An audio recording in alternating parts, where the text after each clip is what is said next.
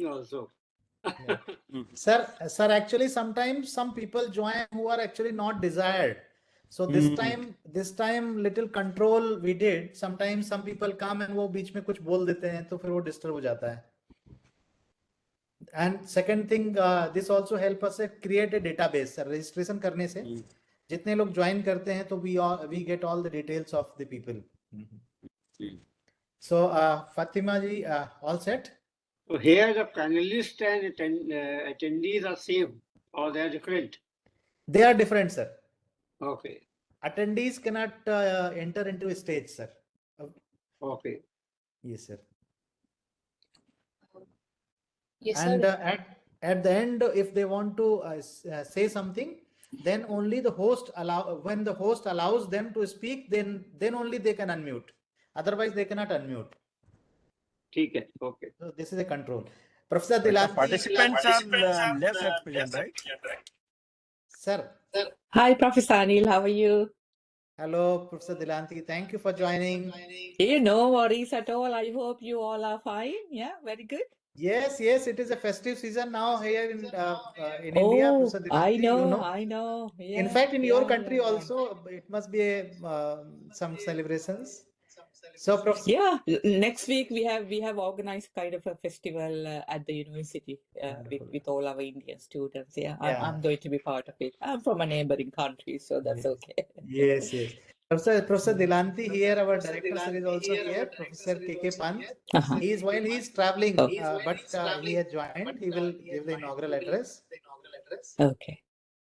Professor Pant, sir, Professor Dilanti is a well-known DRR specialist now globally, and she had just moved to another university. She was with Huddersfield. Now, which university did you join, Professor Dilanti? Loughborough University, Anil. That is actually particularly for this subject. That is actually the second best university in the country. So I'm very pleased and. Wonderful. Yeah, so they approached me to join, so yeah, so we can continue to collaborate. There's absolutely no problem. We'll certainly discuss. And here, Professor Akhilesh Gupta is also here. He is the former secretary of PST. Yeah, I have met him several times. Yes, yeah. But I would like to visit you one day so that I can meet everybody in person. Yeah. Yes. Please do. Please plan for Delhi, and then you can come here. You can visit Roorkee also. And, okay. Are you based in Roorkee these days, Anil? Are you based in Noida? Based in Roorkee?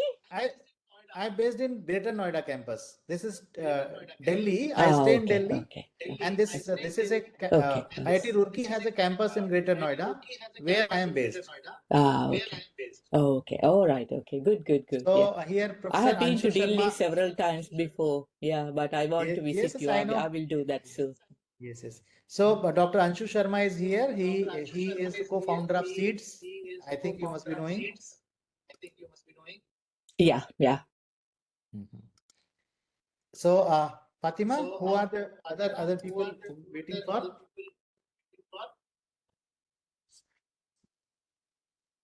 हम किसका wait कर रहे हैं अभी?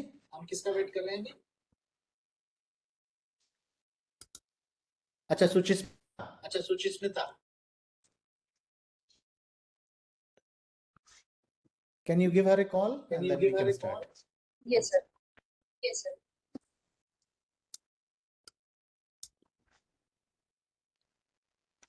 Professor Gupta, I can share my screen because I have got few slides. That is possible. Yes. So can you by the time Suchismita joins, you can check. Okay. Let me check. I think that would be good. And you can share your PPT in case you want to us on WhatsApp. So we can keep a backup in case you feel it okay. So meanwhile, you can check.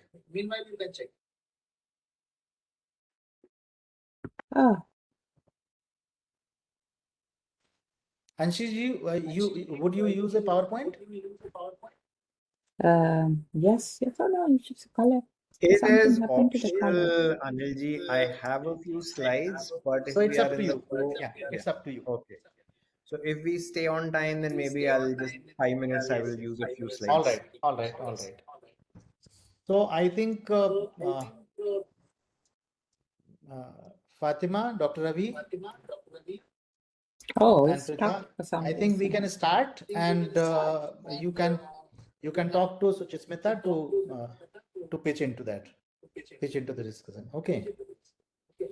So with the permission of chair, should we start, sir?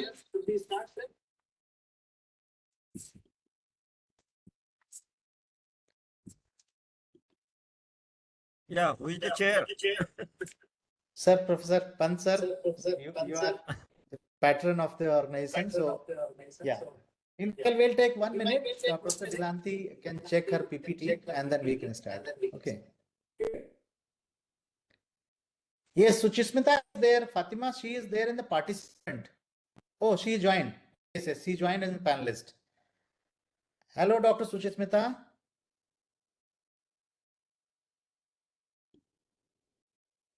Hello, good afternoon. Good afternoon. Good afternoon. Welcome on board. Thank you. We can't see you. We can hear you. Yes, now we can see you. Yes, thank you. Thank you for joining. And thanks to Thank you for Amit for having me. nominating you because he is traveling. In fact, he told me in person that he's traveling, but he will nominate CDRI to be part. So wonderful. Now panel is complete and we can start. So Professor Dilanti, I think we are starting, and then you can share the PPT as a backup to some of maybe one of us in case any trouble, and hopefully you will be able to run your screen. So very good afternoon today, and this is a very important occasion, that is to mark the International Day for Disaster Risk Reduction that formally was on this Monday, but the discussions are ongoing because the issues are diverse, the issues are complex also, and these complexities are increasing day by day with newer experiences. But one thing is very common, and that many times present as a facilitating vehicle, but also in several occasions as a bottleneck, and that is the finance. We have been talking about various opportunities and various strategies of promoting disaster risk reduction finance. But when it comes to disasters, more particularly related with climate change, then it requires more in-depth understanding, because the current focus for particularly for past 3-4 years, 3-4 previous COPs, that is on loss and damage. So that is bringing that finance to be seen both ways. One as a facilitator, but other as a major impediment to the sustainable development goals that we really want to achieve. Recently, India is on the moved on the path of developing its first national adaptation plan. And there the very important component is resourcing, that from where we leverage and we generate financial resources to implement the plan that we are developing on through various sectors, through various geographical layers, and also the lateral windows. Now we are also on the verge of finalizing the 16th Financial Commission, 16th Finance Commission recommendations, where DRR is one of the important sector. India's leadership in promoting the establishment of the global coalition, that is the the CDRI, Coalition for Disaster Resilient Infrastructure, is one of the example that if the stakeholders and agencies come together, we can drive a kind of mission. And CDRI is one example. The International Solar Alliance is another example. And Mission Life is also one of the examples where India has played a leading role. However, when it comes to realizing disaster risk reduction on ground, the concept of localization that we have been talking about is very important. And localization while we talk appears to be easy, but if we really want to operationalize at local level, things are not that easy, because a lot of different assessments, a lot of differential planning, a lot of intersectoral coordination, and stakeholder engagement is also required.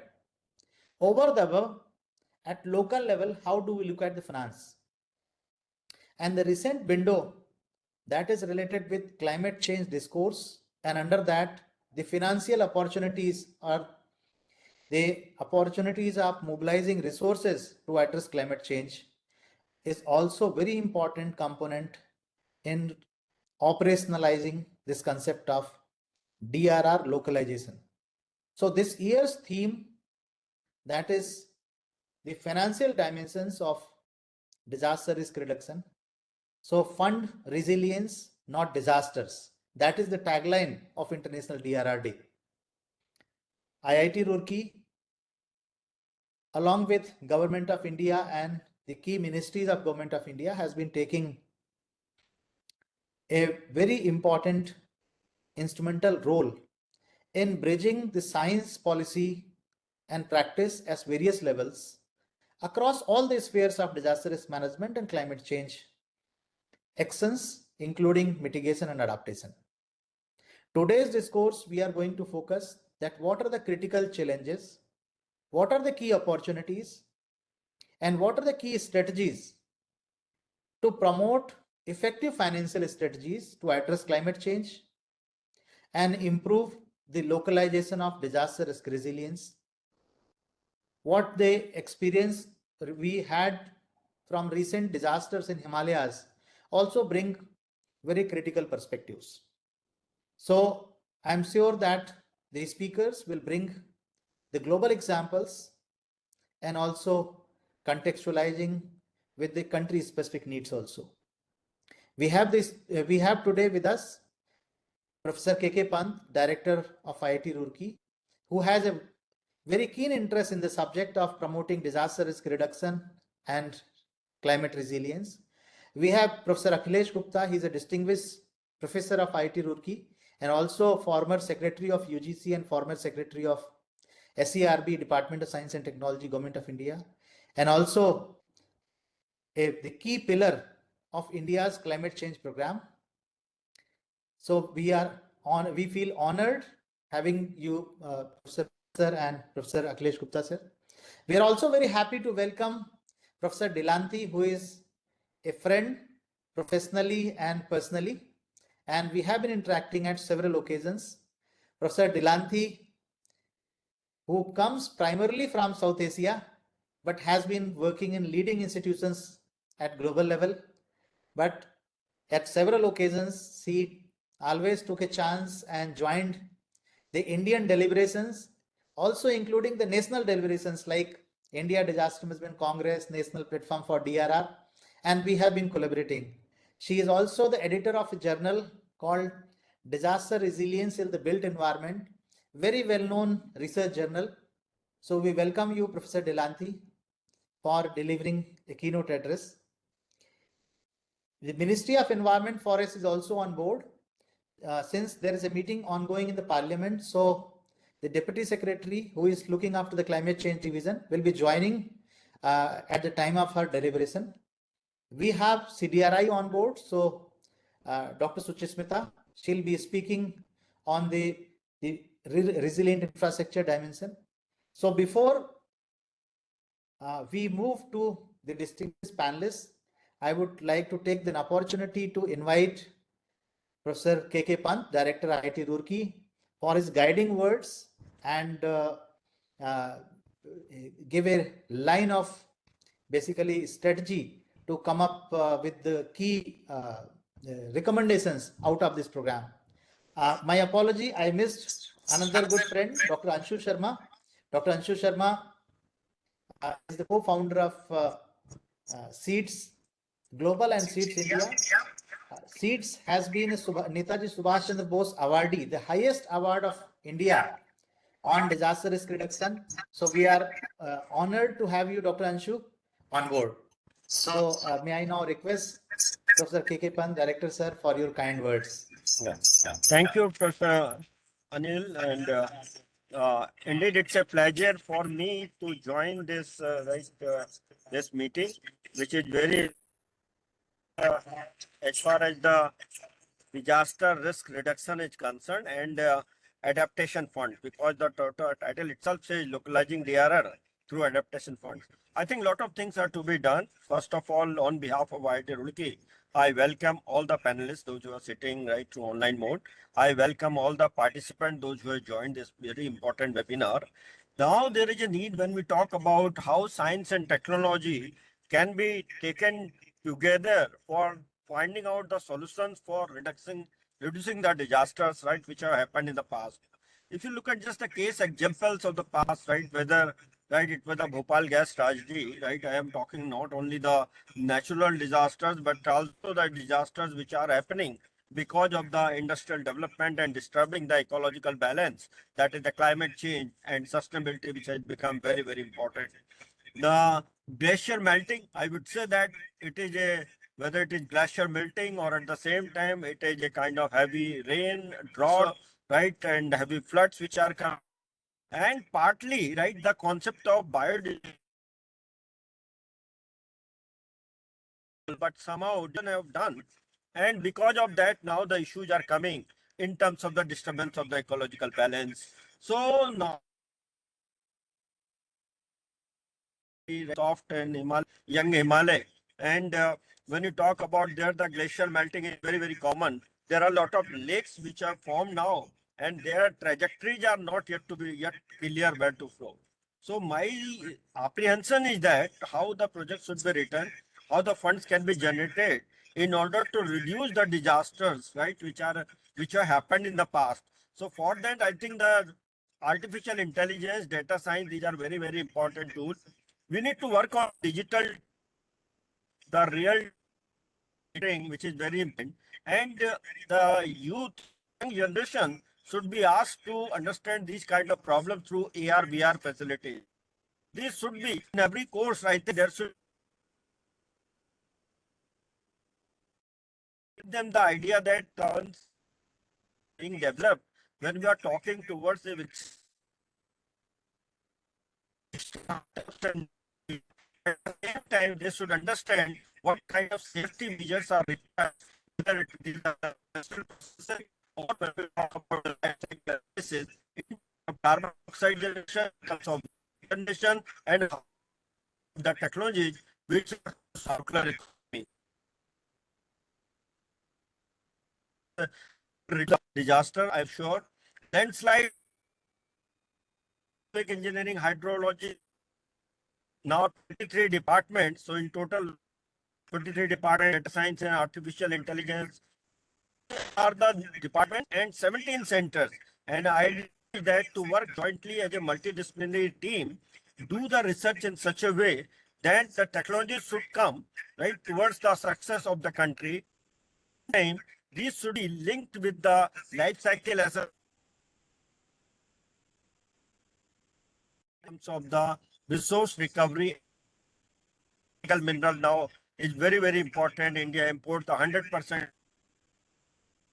At the same time, a huge amount of electronic waste right being done, 5 million tons per day or even more, that kind of e-waste which comes. And at the same time, solar panels, we are talking about green energy, then solar panels, e-waste, e-vehicles, which are, so battery lives. So all these things are also very, very important. So I think a lot of investment is required in order to understand that what kind of solution can be provided, right, for securing our entire globe, because one earth, one family, one solution, very, very important. Water management, very important. Air quality monitoring and control is very, very important. Soil management is very, very important. So I think the departments like earthquake engineering, hydrology, they should also work on the sensor design and development, because the early detection, right, or early warning signals, which can be right developed, the sensitivity of these kind of signals are very, very important. These should be developed so that right the disasters can be right mitigated or minimized, or even in case if happens, what kind of rescue operations we are giving, right? The safety and capacity building and training building programs are very, very important. So I am sure that this ICAR center will take lead along with the other departments and generate the funds, because now Department of Science and Technology, ANRF, they have the funds and they are looking forward then how can we just look forward? Not only Uttarakhand, Himachal, Jammu, you see that, right? Cloudburst happened and lot of casualty, lot of the loss to the the property happened. So I think we need to work on all these areas. That the cloud busting itself is a lot of challenging now and to be addressed. Similarly, landslides are very important areas. So northeast areas have those kind of issues, right? Droughts are also coming in several parts of the world. Wildfire has started, and again another challenge to discuss all this. I'm sure that these panelists will bring some of the novel ideas which can be taken forward as a policy maker, because policies are to be made, and state-wise the different governments or state-wise it should be transferred so that we can just develop the novel processes which can reduce the disasters in future. Thank you very much for allowing me to speak. Yeah. Thank you, sir. Thank you for gracing this occasion and for your guiding words despite of your travel. So this shows your commitment and interest in the subject, and your contextualizing the recent lessons to this discourse has been very useful. Thank you so much, sir. Now I would like to move to Professor Akhilesh Gupta for his special address. Over to you, Professor Akhilesh Gupta, for your remarks. Thank you, Professor Anil Gupta, Professor Pant, Professor Dilanti, Dr. Anshu Sharma, all the other distinguished panelists. Indeed, very much thankful to the organizer for having invited me for this comments. And on a very important issue of localizing DRR through the Adaptation Fund, moving beyond discourses and planning. And this has been the focus of a country like India. Of course, the Adaptation Fund established under the Kyoto Protocol, the NFCCC has been financing concrete projects and programs to help vulnerable communities in developing countries adopt the impacts of climate change. But this is actually, I'm just bringing a different context, not only just the context of Adaptation Fund, but also the overall climate fund that is supposed to be available to developing countries. Is quite discouraging and quite disheartening that things are not going in the right direction. Although India has been making all efforts in this direction. India is a unique case study, and even among the developing countries. It is a very unique, I would say, circumstances and situation. It has been traditionally focusing on adaptation, right? From the beginning of climate discourses, India has been focusing on adaptation.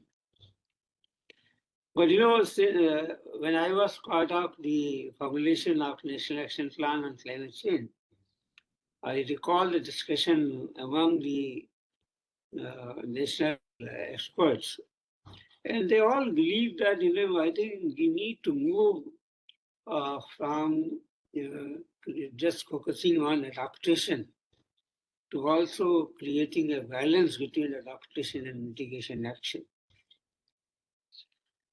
As I said, India is a unique case in the sense that we are one of the least contributors to climate change. If you see per capita contribution. But we are one of the most impacted by the climate change in terms of extreme events or any other thing that you see. So when you are in a situation where you are least, you have the least contribution to the cause or to the problem of climate change, but you are also contributing so much because of this thing. Also, the another problem has been that India is a unique case. The diversity in India is very unique. If you see India as a whole, you find that Eastern India and Western India are quite different. The vulnerability, climate vulnerability and risk in the western part of the country and eastern part are very, very different. And precisely because of the reason that Eastern India is population density is very high, and poverty is also high, and so the impact of climate change is also high. So they need more, in fact, money for adaptation compared to the Western India. And there we fail to provide equitable money, even from the within the country resources. So I think this has been a challenge thing. Now, at the global level, in fact, if you see the climate dialogues or negotiations are failing. Last COP is a kind of a clear example that the dialogues failed, for, especially for, and primarily because of the one important reason, that is the next one countries and the US are not ready to contribute funds to the developing countries. At the same time, the developing countries like India or even neighboring countries like Sri Lanka or any other are being given pressure to do more mitigation. And this is very unfair. So when you live in an unfair global situation where you are asked to undertake mitigation, at the same time, those who are responsible for all emissions, they are not ready to contribute to developing countries. And therefore, the meaning of these climate fund has actually lost the depth. And therefore, all the reasons that we are today discussing the localizing DRR comes next. Once first, country like India must get its due, which is not available from the Western world. And so I think, as I said, the COP have lost their, I would say, relevance because they are not able to serve this. But I am very happy that such a discourse is taking place today, and I feel that this is the area when we are supposed to raise our voice together as regional or at least South Asia should, and the kind of impact that climate change is making in terms of extreme events, you will see that loss and damages are going to increase multi-fold in next couple of years. Already the trend is already started seeing that we are going to again the same reason, the high population density and high poverty in these countries are actually experiencing more impact, and therefore you need more fund for such things. So in fact, India, if you see the trend, the India contributes considerably to mitigate the fund to mitigate the impact of disaster annually. And so where will this fund come from? And then we need some, it's not, we are working for the global cause, and therefore India has a very due right to get all this thing and along with other countries. So I think I'll stop here. I say this is very important. I take this opportunity of welcoming all the participants, and I wish and that this deliberation will be very productive, and we should send out a strong message to international community through such dialogues. The UN is celebrating the DRR Day, But I think UN itself is losing its relevance. So I'm sorry to say that I am being a little harsh on that, but I'm telling you this is what is my personal. I've been associated with climate for the last 3.5 decades, and I feel that this is very painful. The way we started IPCC first to now IPCC state that we have, I think we are losing relevance in terms of our contribution and right to get the money. Thank you very much. Thank you, sir. Your wide-ranging experience and long association with the climate science promotion in India and also participating in several negotiations that uh, has been reflected in your address, and some of the critical points for our future strategies and also the international negotiation strategy also that you highlighted. I think those are very important points. Just this morning itself, the National Adaptation Plan, where ICARS, our center, is the India focal point for disaster management and resilient infrastructure component.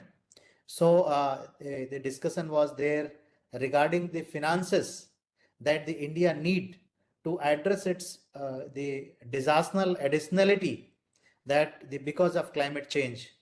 So additional risk that has been created by climate change, how much cost, which kind of cost related with technology, related with other activities that is required. So this morning itself, it was a discourse related with finalization of that.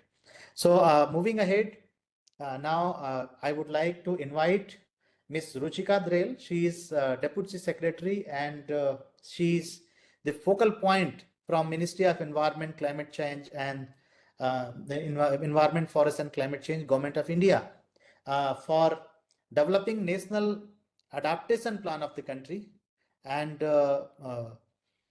she has given her deliberation as a part of this discourse today, because just right now 10 minutes before a meeting started in the parliament and they had to be present there in the process of finalizing the National Adaptation Plan. So I would request the host to please share her deliberation.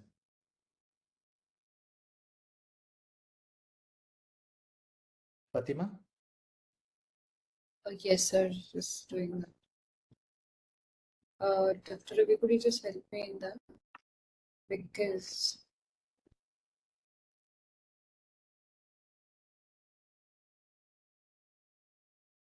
screen is visible.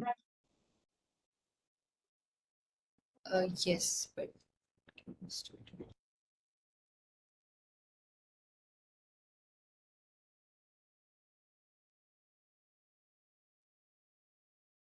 It has not yet come. yes, sir.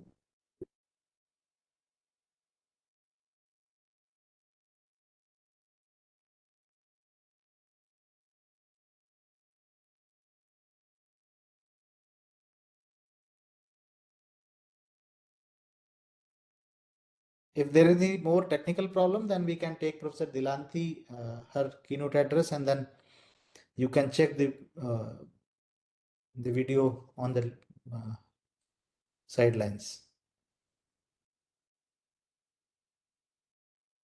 Miss Fatima?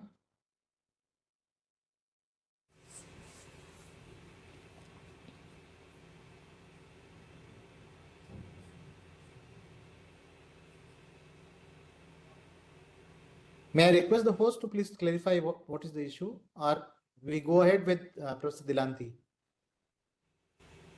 Yes, sir. There is a minor technical glitch. I'm just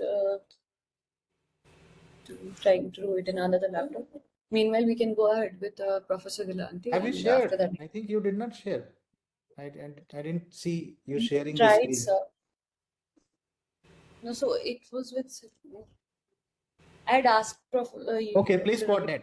So meanwhile, I would like to. Okay, Dr. Ravi, trying to share. So just 1 second, I'm trying to share. Please. Okay, please.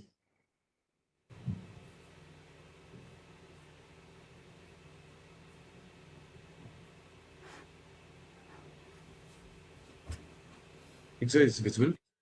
No. Yes, I think something is coming. Yes, sir, it's visible from my side.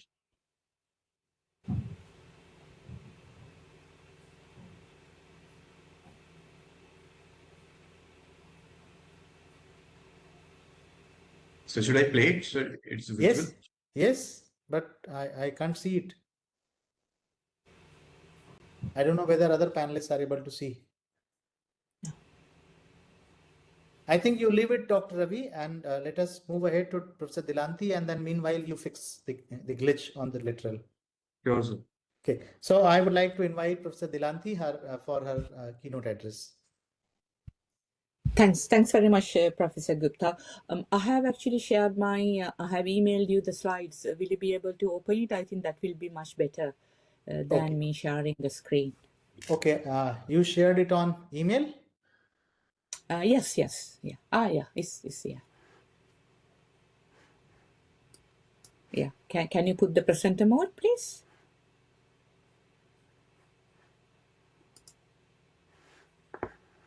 Yes, perfect. Excellent. Okay, so good afternoon, all of you. So what I think this topic is actually really important in marking the International Day for Disaster Risk Reduction, where the concentration and the focus is on investing on resilience rather than providing finances towards response. So in that sense, what I'm going to talk about today is some examples about localizing DRR through especially promoting financial incentives in that context. Next slide, please.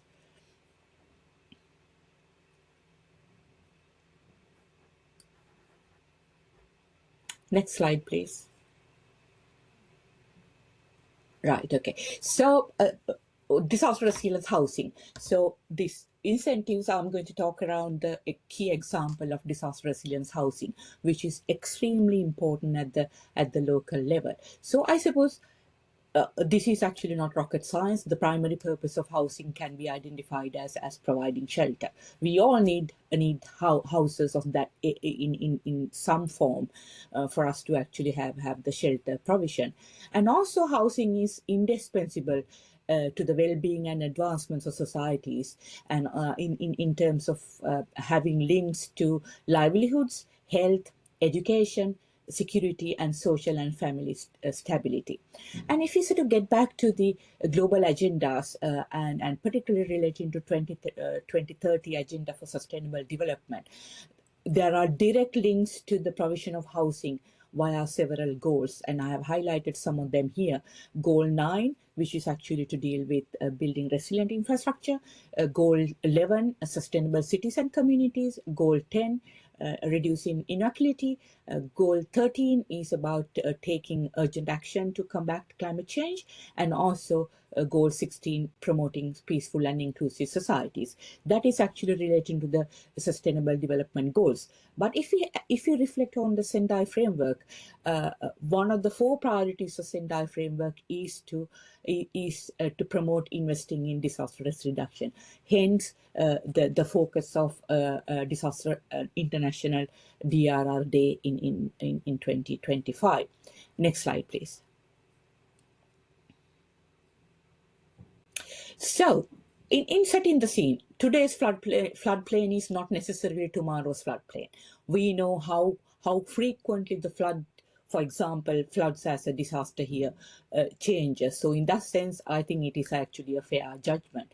And having said that, the poorest 20% of the world population are 1.8 times more likely to be residing in housing that are actually susceptible for a disaster risk. But having said that, there have been investment made constantly in housing in a lot of countries across the world, of course, including India. So providing the disaster resilience of building are essential for developing disaster resilience housing component. But in that sense, I'm looking into this particular aspect from the provision of incentives and enablers, how we can actually promote investment in disaster resilience through incentive schemes. Next slide, please. What are the financial incentives? In my view, it is actually a mechanism that can help promote financial investment to reduce disaster risk. So really speaking, investing in resilience actually demands massive funding.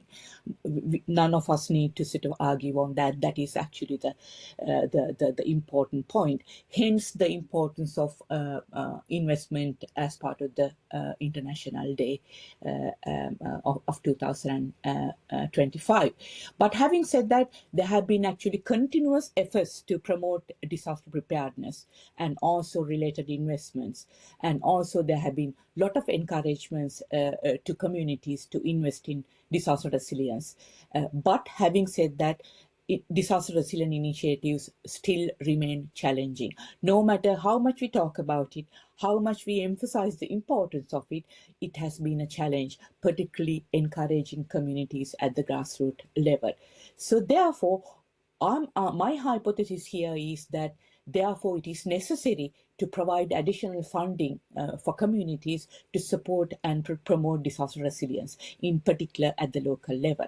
So in that sense, I'm highlighting incentives as intensive provision as one of such mechanisms. What do we mean by incentives? Incentives are rewards for actions that exceed the minimum level of compliance. That is what we take as incentives within with relevance to disaster resilience housing. Next slide, please. Right. Okay. What will be the role of financial incentives in this scenario? I have actually identified five different roles at high level. For example, it will help us to address the financial constraints. Obviously, the budget constraints, there are budget constraints from the government perspective. So having additional financial incentives will definitely help. And the second point is it will actually promote innovation. And it will actually provide innovative thinking for the communities to do something new from the point of view of innovation. And also the third point that I want to highlight is actually the long-term resilience. For example, it will help communities to better usage of post-disaster recovery funds. They will be able to think twice about long-term resilience. And the fourth point that I want to emphasize is it will help us to minimize losses. For example, from the point of view of minimizing the government spending on emergency response. So that is actually really an important point that I want to emphasize. And last but not least, the risk management. The financial incentives will be a solution to the medium risk communities, and also it will provide and it will motivate people to pay the premium price for their resilience. Next slide, please. What are the financial incentive types that are available? Again, I'm not going to actually cover how we arrived at these incentive times. It was actually based on a large-scale research project carried out across the globe. But having said that, I will, as part of this high-level panel, I will highlight what are the key financial incentives that were identified. They were categorized into two sections, main key sections, direct and indirect. So what are they? The first one is actually the funding assistance. What do you mean by funding assistance? It is actually, it will reduce the barrier to entry for people.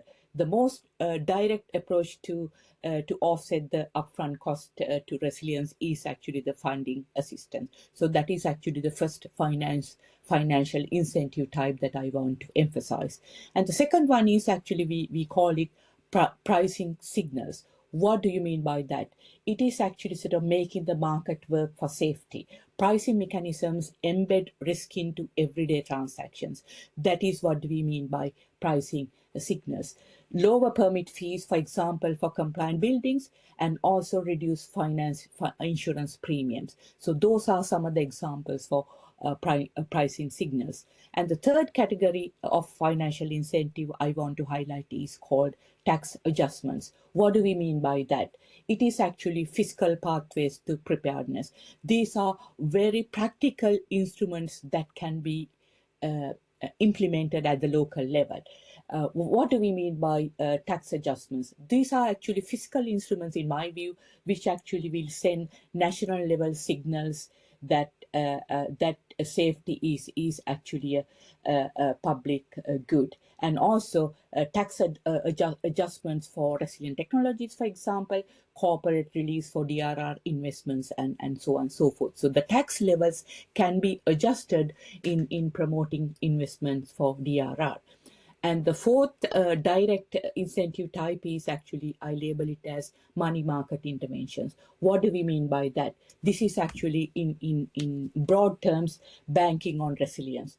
What is it? Financial institutions can mainstream DRR through credit systems, for example, and also resilient linked mortgages can be promoted, which offer lower interest for hazard compliant housing at the local level. We can identify that as money market mechanisms. So those are actually the direct financial incentive types, and there are two other types that I have identified here, which are labeled as indirect. What are they? The first one is actually the facilitation mechanisms, which is extremely important. And I see this very clearly that India is actually doing very well in terms of building capacity and trust. So financial measures succeed only when paired with knowledge and accessibility. That is something which actually provides this background or the backbone of the whole system, facilitation mechanisms. So that also can be taken as an indirect incentive type. And the final one that I want to highlight here is disincentives and compliance. That means giving incentives is one thing, but if people do not adhere to the guidelines, then they need to be penalized. That is what we mean by disincentivification. That is also increasingly important. Whereas incentives actually motivate people, disincentives will actually sustain discipline, which is actually extremely important. Next slide, please. In terms of prerequisites, again, I'm not going to go through the list of prerequisites for financial incentives, particularly at the local level. You can see that we have identified a long list of prerequisites. For example, there need to be monitoring mechanisms, there need to be opportunities for collaborations, there need to be long-term vision for resilience. That is what exactly Professor Gupta actually highlighted at the beginning of the session. There need to be a vision for long-term resilience, long-term investment at the local level for reducing DRR. And in that sense, there need to be both top-down and bottom-up approaches with information sharing and so on and so forth. So as you can sort of see, due to the time limitations, I'm not going to go through the entire list, but of course you have actually got the slides. So there need to be right cultures, there need to be institution leadership, there need to be multi-stakeholder involvement, and also with creating enabling environment, for example. So these are actually some of the prerequisites that we need to have in promoting financial incentives. Next, my last slide. So concluding remarks. It is really important. What I do here is that I call for a decisive shift, funding resilience now to avoid paying for disasters later. That is extremely important. And the incentive types that I covered provides that one of the opportunities. So in that sense, establishment of financial incentives for disaster resilience practices will be instrumental in developing a resilience pathway for the future. I'm not saying this is the only option available, but one of the most important options available. So if risk is everyone's burden, resilience must be everyone's business. So in that sense, we should fund resilience and not disasters. Thank you very much.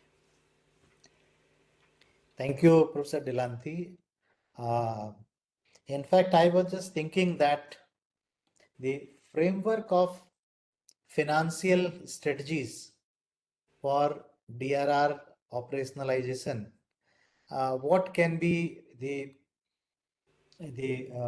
different aspects, and then what are the different inputs basically. And I think Professor Dilanthi, you brought all those things very meticulously in this short deliberation, and a holistic picture about the financial requirements, financial strategies, and also certain cautions regarding the finances, which we need to be careful about in detailed planning. Yeah.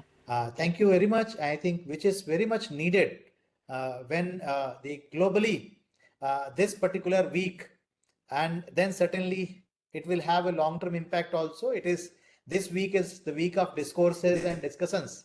But it is going to lead to basically, impacting the outcomes, that how do we improve the outcomes strategic, that how do we improve our for DRR. So thank you so much. Strategies. Thank you very much. It's my pleasure, thank you so Professor much. Gupta, and I will be very happy. Thank you very much. It's my pleasure, Professor Gupta, and I will be very happy to share the long version of this research. Thank you. Now this is the time to listen to Ms. Ruchika Drar. She is Deputy Secretary, Ministry of Environment, Forest and Climate Change, Government of India. She is Deputy Secretary, Ministry of Environment, Forest and Climate Change, Government of India.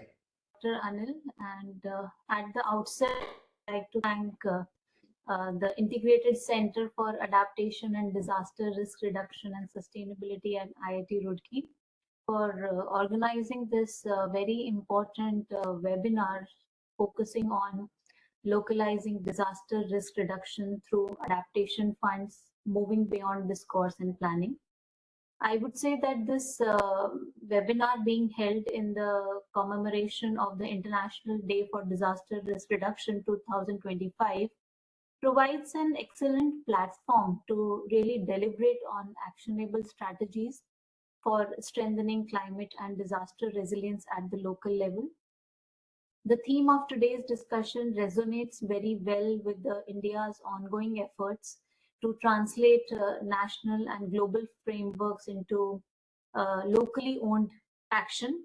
And it is increasingly evident that the disaster risk is being experienced locally in our villages, in our towns and communities. Therefore, the action needs to be localized, the planning, the capacities have to be developed locally to adopt a most effective pathway to resilience. And I would say that the funds available for adaptation can play a pivotal role in advancing this particular shift, and because enhancing preparedness for climate-induced disasters is a form of climate adaptation. And beyond policy discourse, they offer means to empower local institutions, scale community-based adaptation measures, and integrate disaster risk reduction within the broader climate resilience framework. This approach particularly ensures that communities are not merely recipients of support, but are active drivers to resilience building. And all of us have seen globally that over the years, the international climate finance architecture under UNFCCC has really evolved to recognize this local dimension. The Adaptation Fund, which was established to support the concrete adaptation projects in developing countries, has really demonstrated the potential of direct access modalities, allowing parties to design and implement locally relevant, people-centered projects. Similarly, the recent establishment on the operationalization of the Fund for Responding to Loss and Damage at COP27 and COP28 also mark a historic step in supporting countries that face irreversible climate impacts.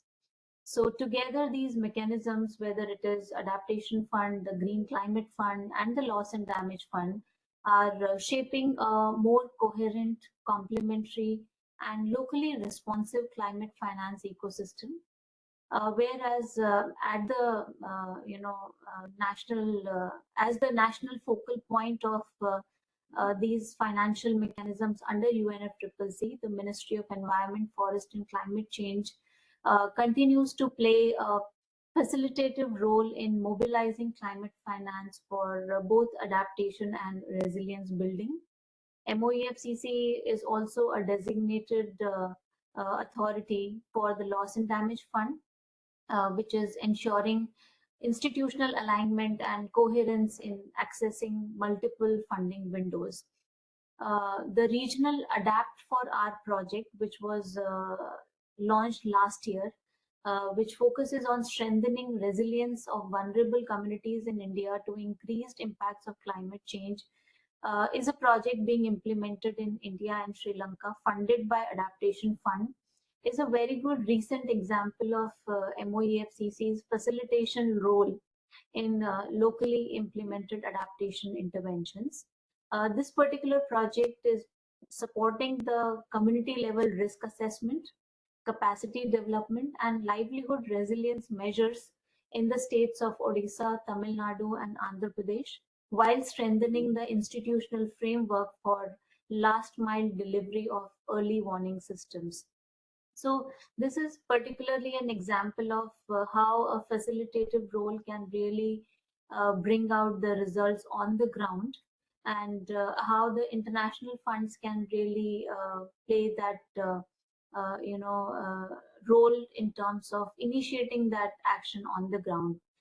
Within this broader context, it is critical that India continues to mainstream DRR and climate adaptation within the local development planning. And this means, leveraging the funds and similar mechanisms to strengthen the early warning systems, resilient infrastructure, and local disaster preparedness. At the same time, it is important to enhance the livelihood diversification to reduce the vulnerability of our communities and support community-led, gender-responsive and inclusive resilience initiatives. Similarly, in addition to the international discourse on funding adaptation and disaster resilience preparedness action at the national level, the National Adaptation Fund for Climate Change was constituted to support the state implemented adaptation projects in sectors like agriculture, water, forestry, and livelihoods. These projects have been implemented through the state nodal departments, self-help groups, and they serve as a model for a bottom-up adaptation and risk reduction planning. Through NAFCC, we have been able to support around 30 projects in 28 states and union territories. Though NAFCC has been converted to a non-scheme now and no new projects may be sanctioned under it, but it really demonstrated how adaptation projects can be designed and implemented at the local level. Further, to enhance the capacity within the country, MOEFCC has prepared a comprehensive GCF readiness and proposal development manual to guide line ministries, state departments, and accredited entities in designing and submitting high-quality, country-driven proposals that align well with the national priorities. This manual is basically a reference for preparing funding proposals and integrating adaptation, mitigation, and disaster resilience components into the project design. And we encourage the interested parties to please have a look at this manual, which is available on the ministry's website, to prepare ourselves better in accessing the international funds, specifically the Green Climate Fund.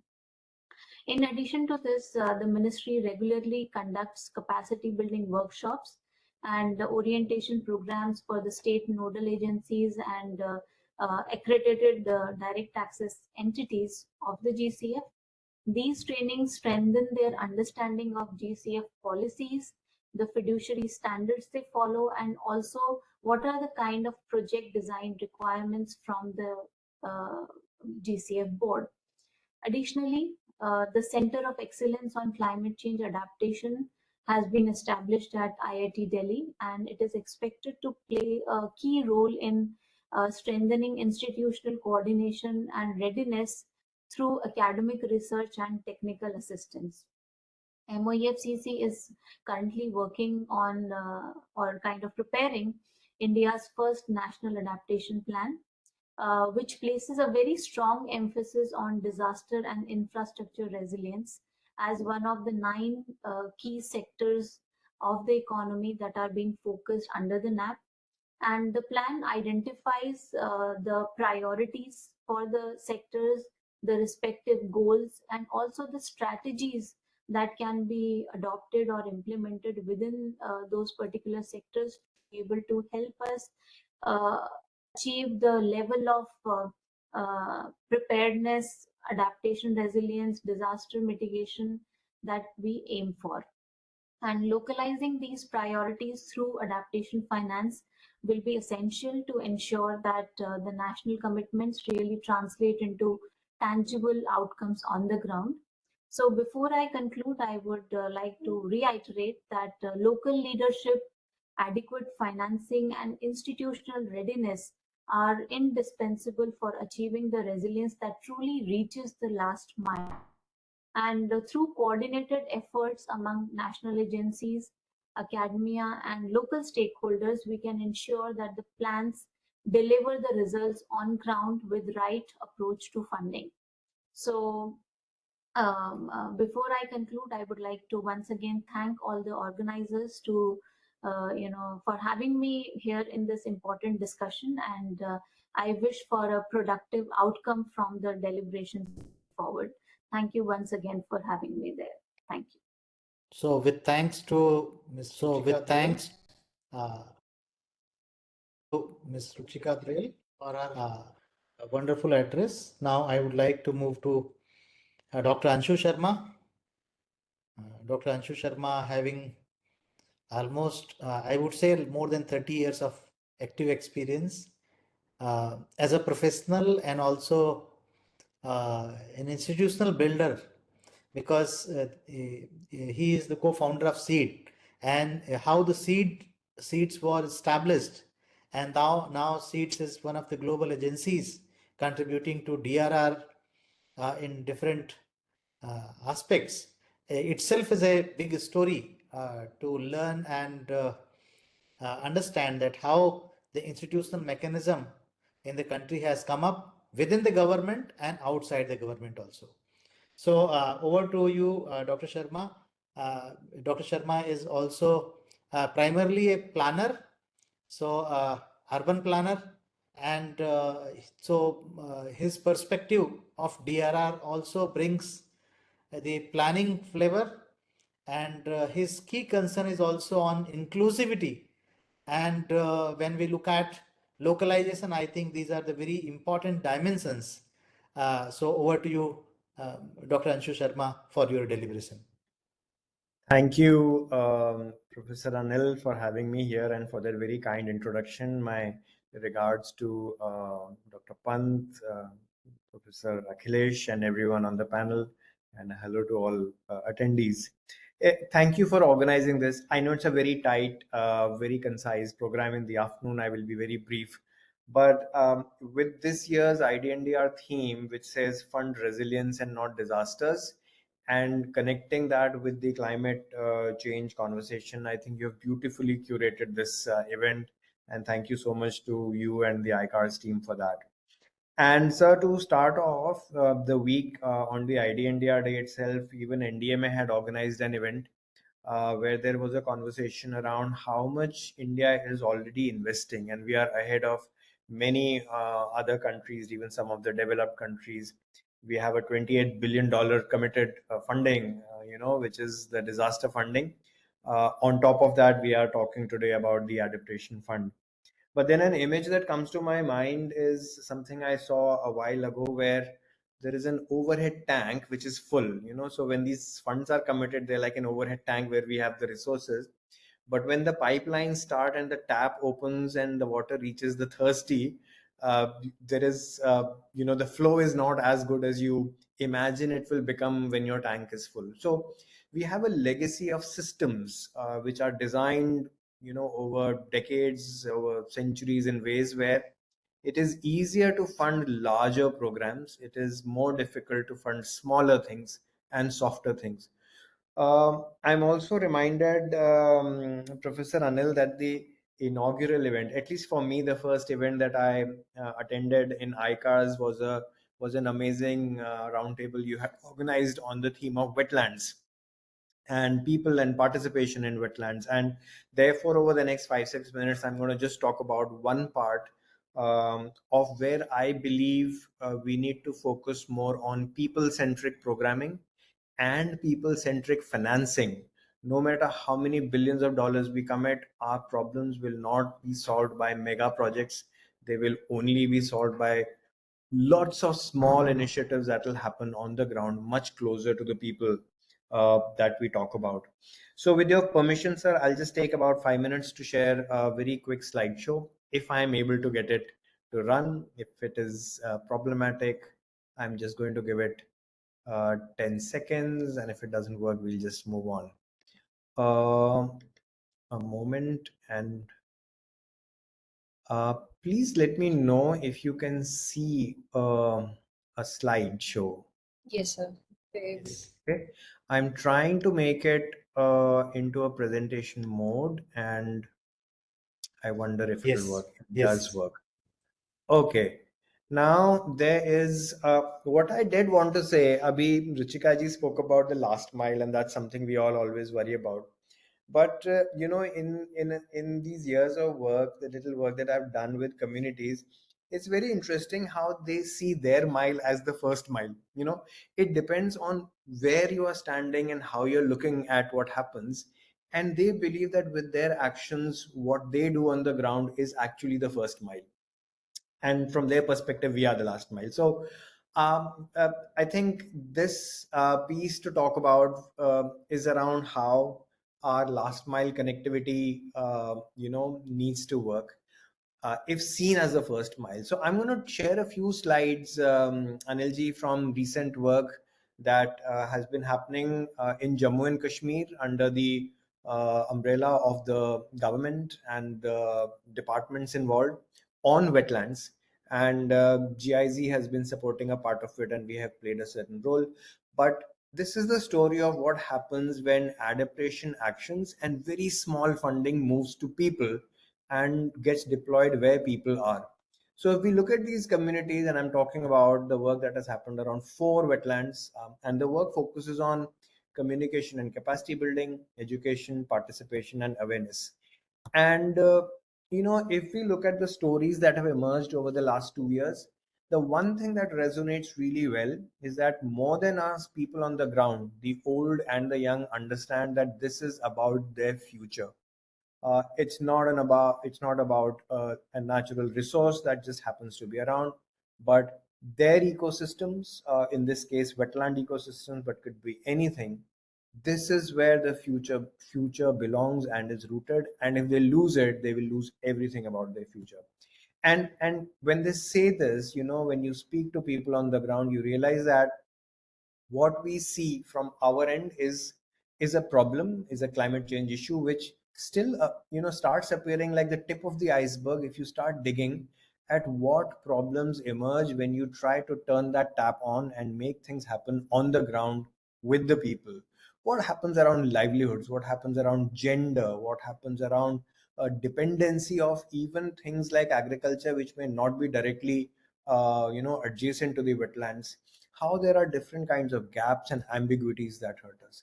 And if we try to summarize learnings, somewhere incentives becomes a very key thing, whether it's around partnerships, whether it's around women's participation, agriculture and livelihood economies. How do we incentivize work to happen on the ground, which actually is very inexpensive? It is something on which you probably can even not take a tender out, but it is critically important to see change happening. If we look at what we were able to drive this towards, of course, identifying and revitalizing the community, but also very importantly, looking at where the future is going to be, because we are not investing to solve today's problem. The whole climate change discourse, and you, all of you in ICARS and IIT and elsewhere have been showing us the light in the sector about how we cannot solve the problems of the future by looking at today's problems and solutions. So how do we do that with communities? And finally, partnerships become a critical key.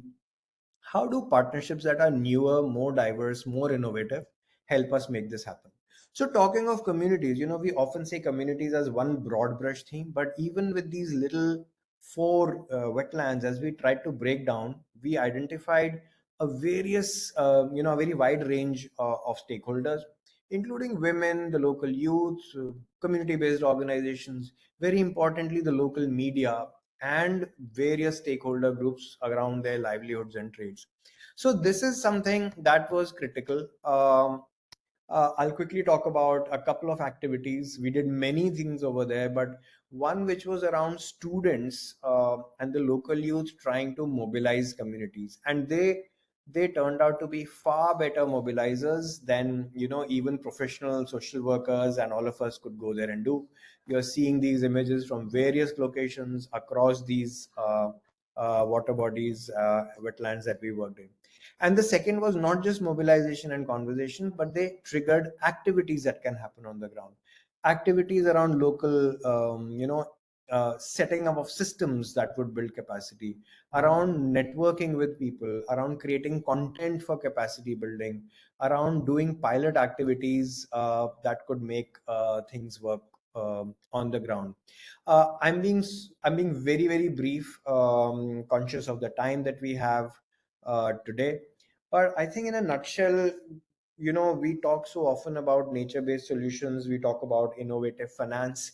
Today, when we are talking about the Adaptation Fund, I think it will be great if in the proceedings, and I would humbly request the organizers, if in our proceedings and outreach, we could actually talk about how to put people in the center and how to do that even when we are talking about billions of dollars of financing. Because normally what is happening is big budgets means big projects and big tenders and big agencies doing big things, and the poor small stuff that really requires attention, which can change things.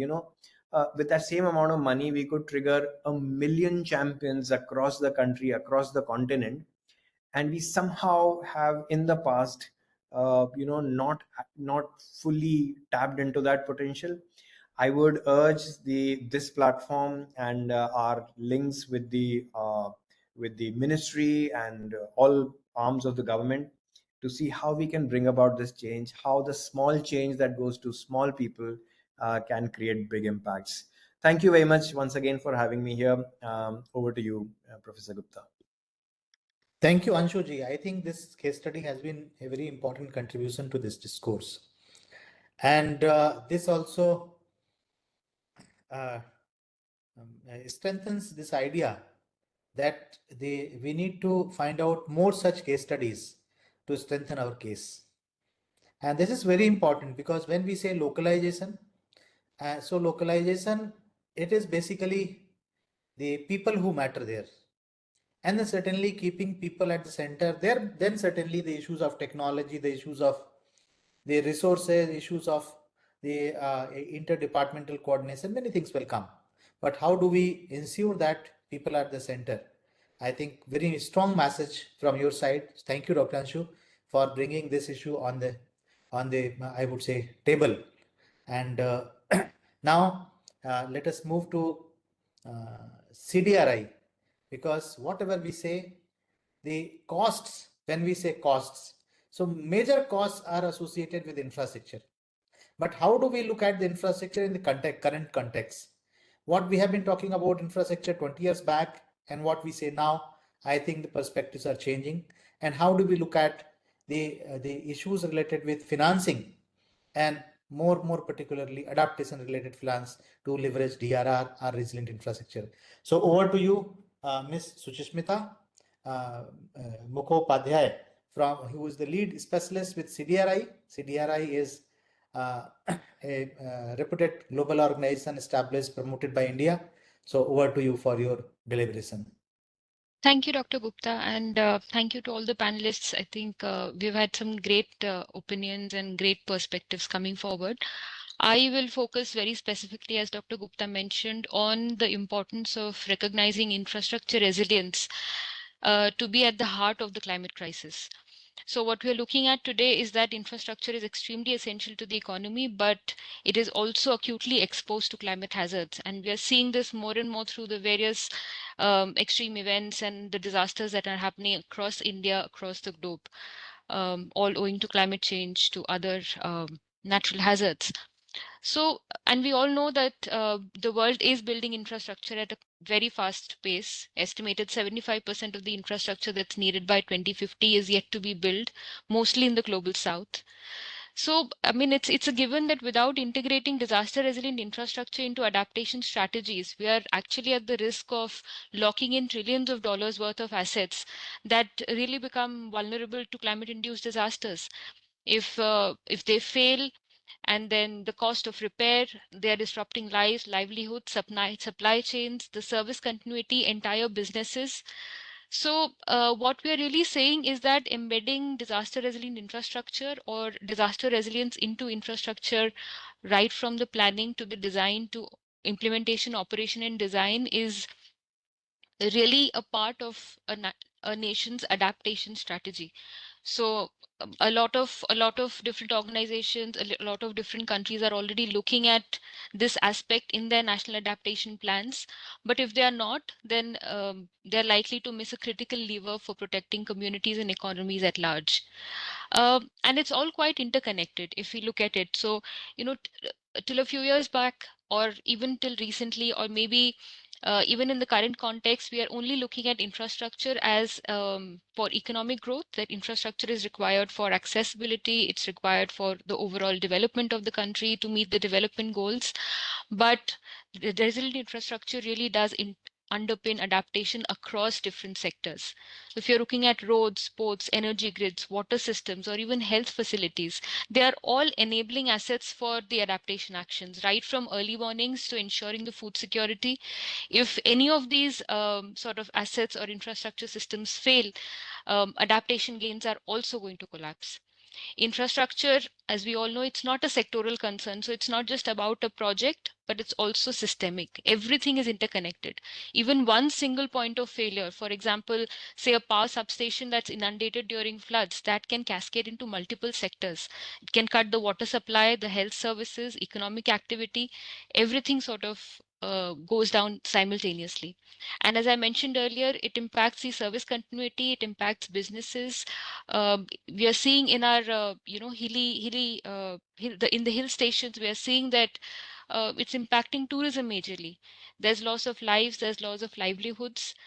So therefore, I think India has really taken a step here when they're incorporating a chapter on DRR and infrastructure resilience in its national adaptation plan. That is definitely a major step forward. And then going forward, I think the next NAPs we'll also look more into the implementation of these aspects. So that's definitely a positive step. There are several other countries that have mentioned or are now looking at infrastructure resilience as goals in their national adaptation plans and NDCs. But what is really required is the right financing frameworks, the implementation mechanisms, etc. What do we really mean when we say that we need to embed DRI into adaptation strategies? I think there are three key points that we might be looking at.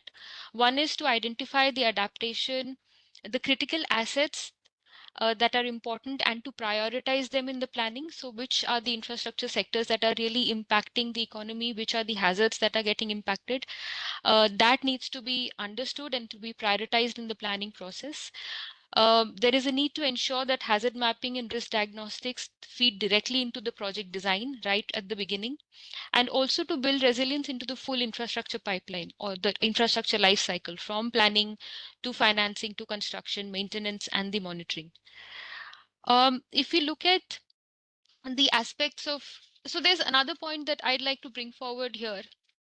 When we talk of investments in resilient infrastructure, there is also the other perspective that we are looking at. So it's not really about the investments that are coming into infrastructure development or into infrastructure, because nations have their infrastructure pipelines, they're looking at their development goals, and infrastructure will come up.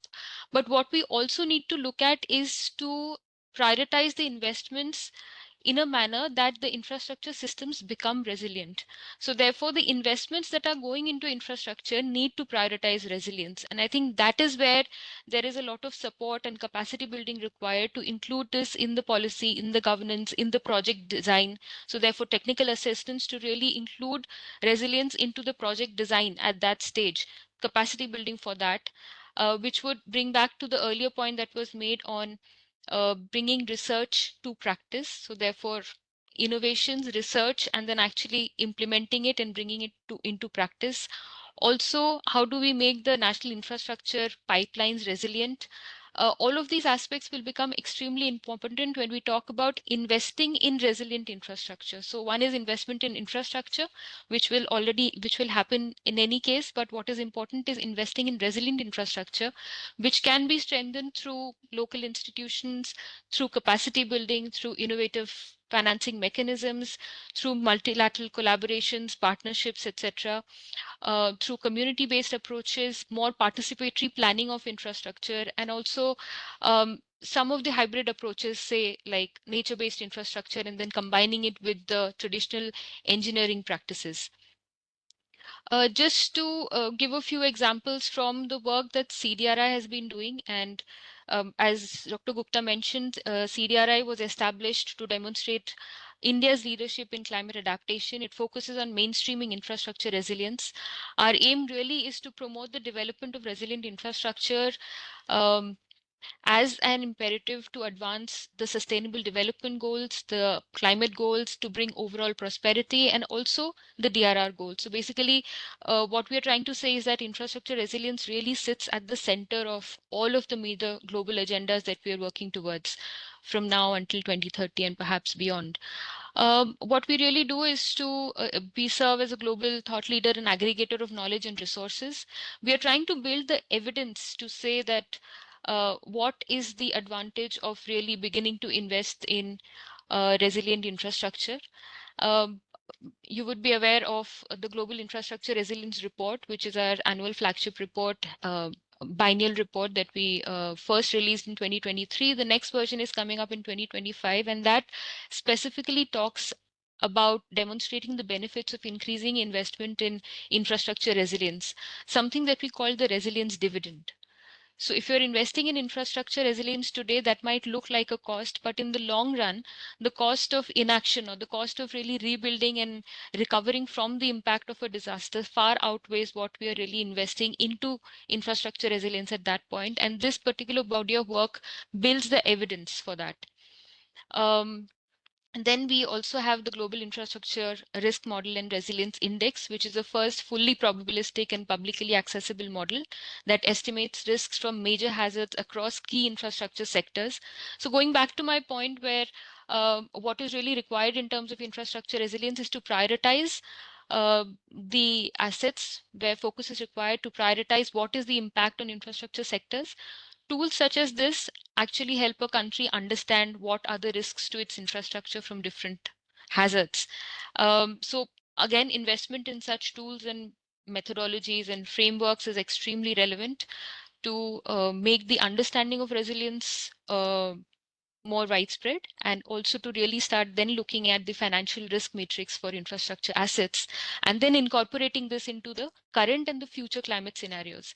And when we say future climate scenarios, I think we also have to now start looking beyond the most likely scenarios to scenarios that we haven't thought about. We are seeing that the climate and the frequency of extreme events is now breaking records. So what we need to prepare from now until the future is really to not look at the most likely scenario or something that we can expect, but also look at scenarios which are beyond sort of our imagination at this point.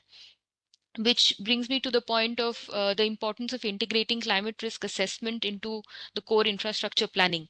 So we need to mainstream climate data. There needs to be a dynamic risk mapping, and of course scenario planning, which then moves into institutionalizing resilience into decision frameworks, which means that projects should really have climate screening criteria to understand that how do you embed resilience matrix into procurements, into investment frameworks, into the overall projects, so that we can see what is the cost and benefit analysis of integrating resilience at the beginning rather than rebuilding later after the disaster has struck. One of the examples of this work is what CDRI is doing with so we are working on basically trying to understand what is the benefit or the cost benefit analysis of integrating resilience into the infrastructure projects across different sectors, and to see by doing that what could be the gains. And some of the initial results are actually showing that an investment of say 1 rupee into integrating resilience can actually give benefits up to 7 to 12 rupees in the long run. So that's quite significant. And if you're looking at numbers like this, I think it also significantly builds the case for why it is important to start financing resilience in infrastructure projects. The other piece of work is also on appraisal of standard agreements and contractual documents for projects that are under the National Infrastructure Pipeline of India, which is to achieve disaster resilience goals in the critical infrastructure sector. So there's a study that is aiming to appraise standard agreements and contractual documents which are related to infrastructure project financing and implementation, which is across 3 sectors, which will enable the incorporation of resilience features and parameters across the asset life cycle. The third piece of work that we are doing on finance is to develop a methodology on disaster risk financing to evaluate the risks to national budgets from disasters. And this is being applied not just in India, but across 4 countries. So, I mean, just basically to summarize, I'd like to say that embedding resilience into infrastructure is now we are not at a stage where it has to be reactive or it can be reactive, but it really has to be integrated.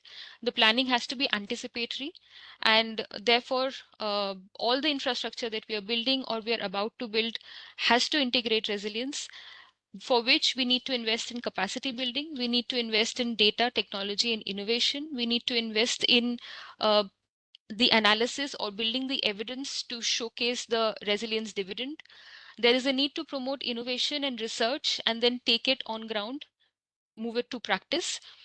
And I mean, as a nation, from where I started, I'd like to conclude by saying that disaster resilient infrastructure is not an additional aspect, but it is really the mainstream of a country's adaptation efforts. And I'd like to end there. Thank you.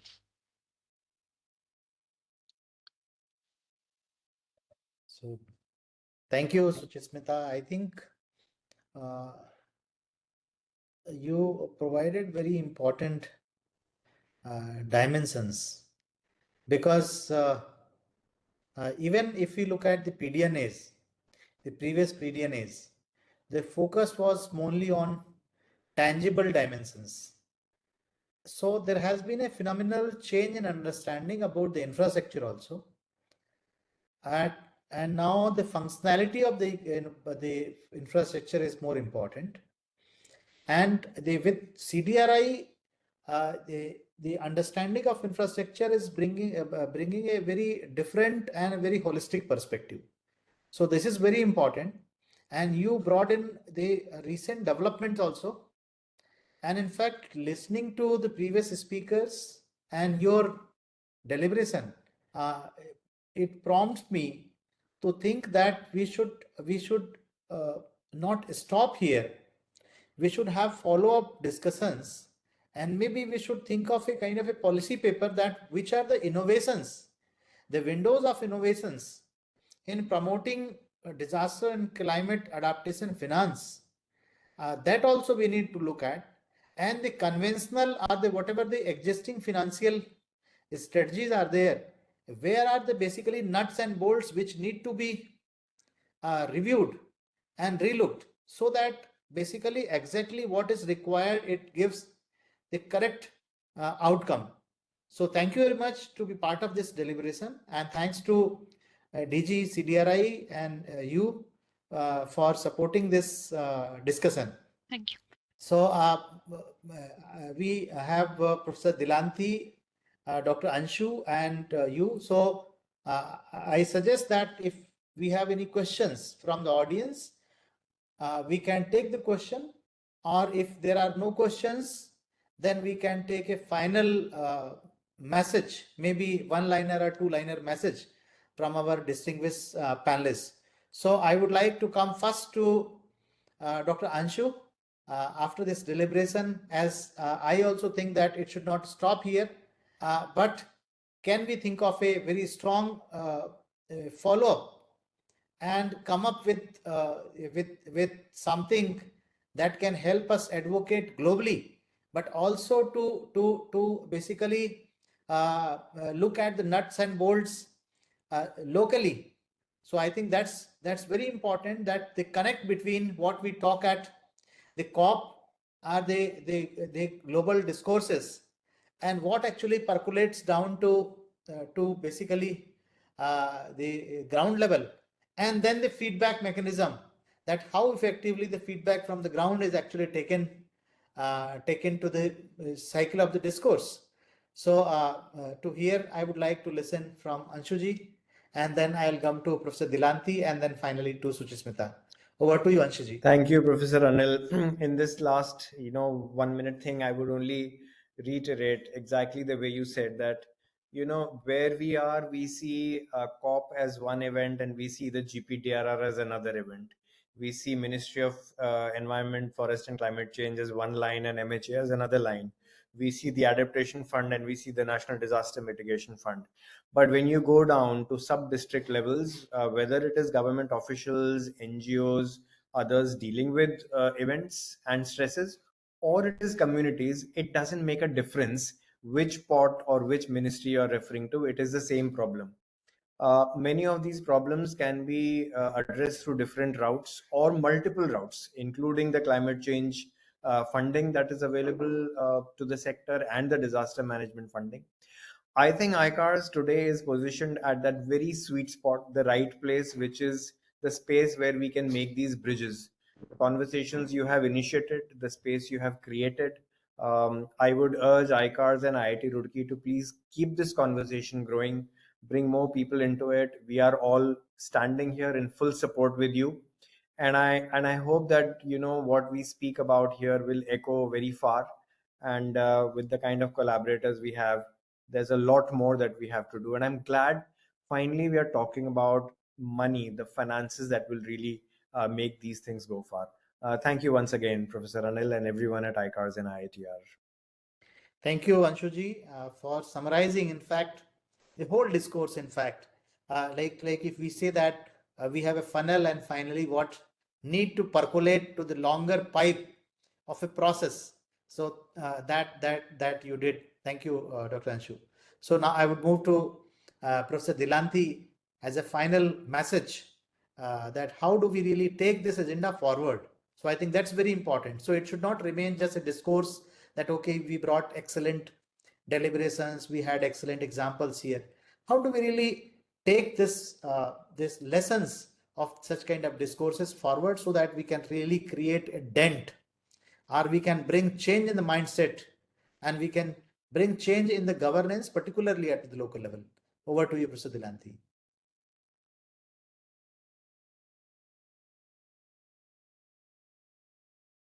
Professor Dilanti, you are muted. Kindly unmute.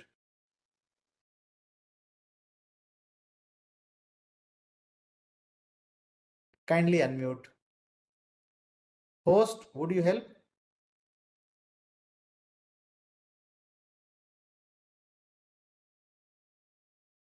Professor Dilanti, you are muted. Host, can you help her unmute?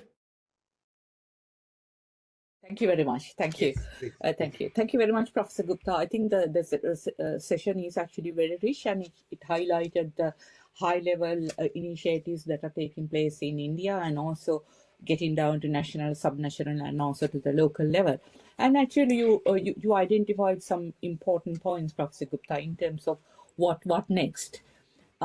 I think one of the ways of sort of taking this forward is, of course, incorporating them into policy, but in doing so, they need to be supported by examples in providing how should I say, assurances to say that these the proposed mechanisms actually are workable.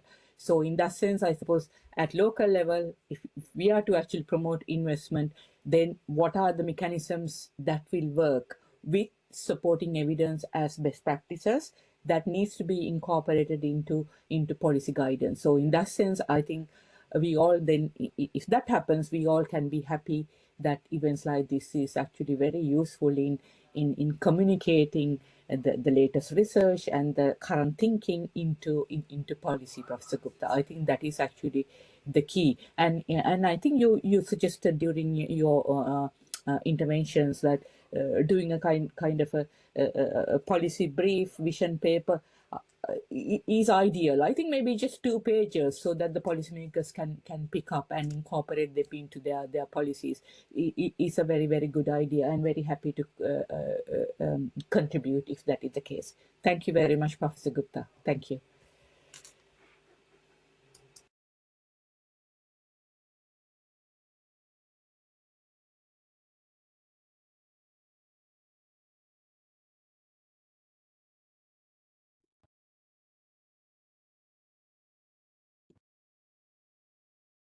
Oh, thank you. I don't know, something happened. I was not able to unmute myself. Anyway, it happens. So thank you, Professor Dilanti. I think very strong message. And now I move to Suchismita as a finalist, final remarks from your side. Please unmute her. Yeah, I think the same problem that you faced, I couldn't unmute myself. But yeah, I think one, we need to now start thinking of embedding resilience into everyday decisions. It's not a single reform, it's a systemic shift that we have to look at. But what we can do together is definitely one, to continue to share good practices and experiences and to document it so that it remains there as a repository.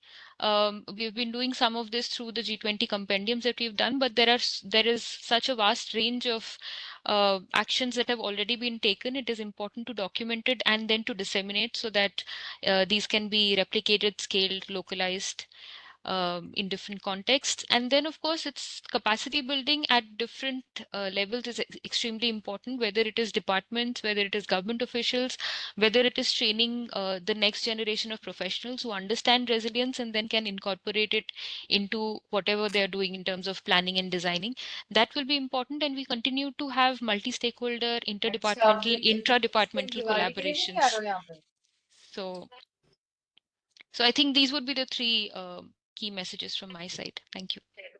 Thank you. I think if I combine the messages from the 3 key panelists, the last message, that gives a very good, I think I would keywords to come up with a framework of that short note or a policy brief that Professor Dilanti suggested. So I think I will request my team that let us discuss and think that can we really bring the outcomes in an effective way so that it can also serve as a tool for advocacy at the appropriate platforms also.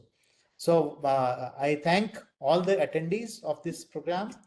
I thank all the organizing team and the esteemed panelists of this very important short event, and the Professor K.K. Pant, Professor Akhilesh Gupta, Professor Dilanti Amratunga, Dr. Anshuji, and Suchishmita, and Ministry of Environment Forest Deputy Secretary Ms. Ruchika Drell for this wonderful discussion.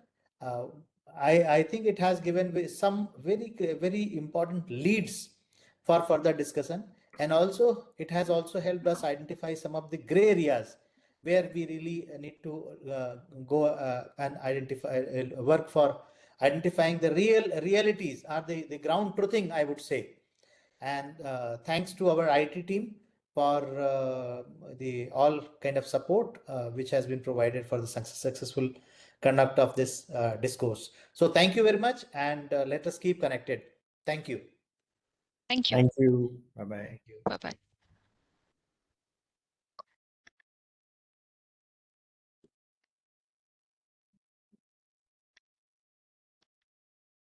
Thank you, everyone.